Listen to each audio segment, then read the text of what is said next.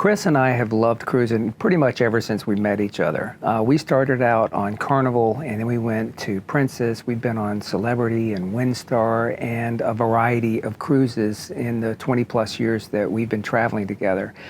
We've kind of evolved toward the luxury lines, and we've been on Windstar and a few of the other kind of smaller lines. We recently spent a month on Viking, and even though we said something in one video, we're going to change that up a little bit today, because we read an article by Dan Hanrahan in Travel Weekly where he said Azamara is a little bit of a secret for now, and that was compelling to us, so we checked it out. Ultimately, we've wound up on a month-long Azamara cruise, and today we want to tell you what we've learned and what we think about Azamara, and is it still a secret or not?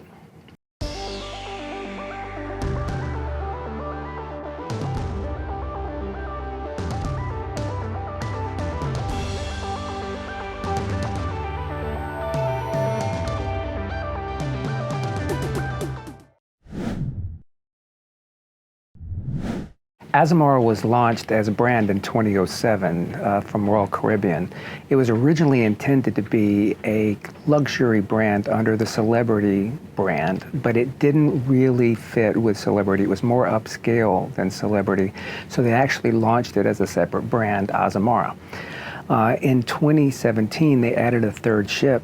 They only had really Oceania as competition in the market, but they struggled. They just couldn't get it together, and essentially they struggled. They went back and forth with some changes, and at the end it really wasn't a good fit nor a success for Royal Caribbean. When COVID came around and a lot more competition, like of course Oceania, who they already had, Viking, who of course we love, Virgin and others, Royal Caribbean had a rough time. And ultimately in 2021, Royal Caribbean sold Azamara to Sycamore Partners, a private equity firm, because they wanted to focus on their core brands. And they sold the ships and the business to Sycamore Partners. When that was done, it made a lot of people nervous. You can imagine going from a cruise company to a private equity company. And of course, when they came in, Sycamore Partners had to pull away from Royal Caribbean's infrastructure. Things like systems, loyalty programs, and everything else had to change. And it was a rocky change. We experienced that ourselves. We had difficulties with the website, with credits on the shipboard account and other things with our travel agents. So it clearly was not an easy start for Sycamore Partners as they transitioned away. So given all that, what's this Azamara thing about? Where is it now? And what does it mean to cruisers today? As we began learning about Azamara, one of the first things we noticed was they may be small because they're not a big company, but they have a very loyal customer base. About 45% of all their sailors are repeat customers. So they've only got 4 ships out there, and there's not a lot of people that know about them, but those that do come back. So the loyalty is there. But because they don't have the mainstream recognition that other cruise lines do, they know that they've got to sell the brand. They need travel advisors and people to talk about the brand and share it. One of the things that we also learned was there's a Facebook community that really shares it. Before we cruised, I got on a Facebook page for Azamara, and it was crazy how much loyalty there was, how much information that was shared. So, as a small cruise company now competing with an older fleet and only 4 ships, how does Azamara compete?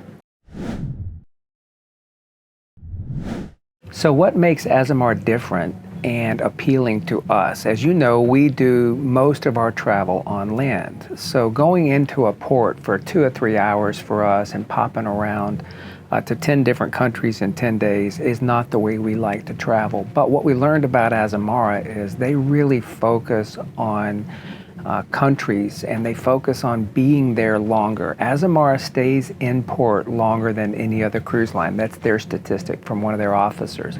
They do a lot of overnights. They do a lot of late nights. So you're not only there for a few hours and rushing back and forth to the ship. That allows people to do things differently than you have to when you're rushing around. For example, for the cruise we're finishing up now, we're doing an intensive down in Brazil. and we're actually getting to attend Carnival in Brazil, something we would have never been able to do on a typical cruise itinerary. And at the same time, we wouldn't spend probably a month in Brazil.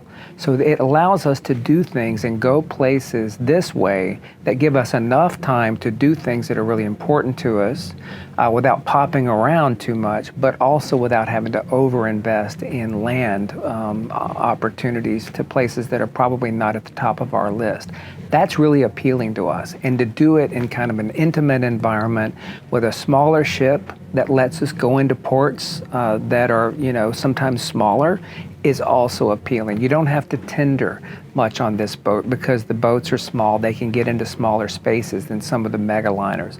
All of that comes together to give a different cruise experience than typical. And that was appealing to us, and that's probably one of the best reasons we think there is to travel on Azamara. So clearly, Azamara has so far had its ups and downs. They started out, they struggled, COVID came along, they were bought. Now they're dealing with transitions of stuff like loyalty programs and systems, which have not been easy for sure. But we think it holds promise. As we learn more and more and experience more about Azamara, there is a lot here and things that are very interesting to us in the way we like to travel. In the upcoming videos, we're going to explore some of the details around that and hope you'll share it with us.